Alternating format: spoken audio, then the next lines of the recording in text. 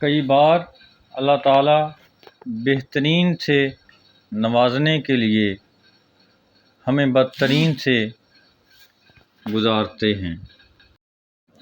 زندگی میں ہمیشہ وہ لوگ پرسکون رہتے ہیں جو پوری نہ ہونے والی خواہشوں سے زیادہ ان نعمتوں پر شکر ادا کرتے ہیں جو انہیں اللہ تعالیٰ نے عطا کی ہوئی ہوتی ہیں۔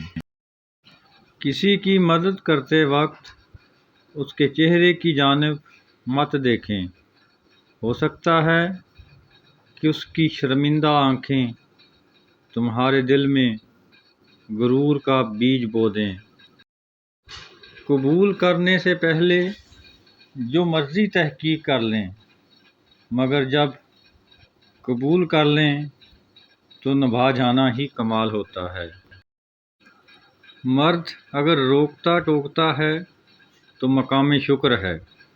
ایسا مرد واقعی عورت کو اپنی عزت سمجھتا ہے، اس کا خیال خود سے زیادہ کرتا ہے، اور ایسی عورت دنیا کی خوش نصیب عورتوں میں سے ہوتی ہے۔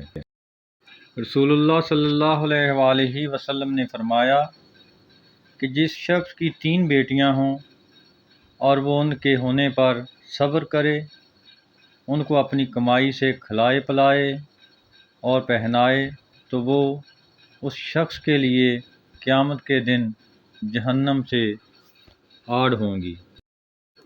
واصف علی واصف رحمۃ اللہ علیہ کا قول ہے کہ ڈر اس کو ہوتا ہے جو اپنے لیے جیتا ہو، اور جو کسی مقصد کے لیے زندہ ہیں انہیں کوئی ڈر ہے نہ کوئی خوف۔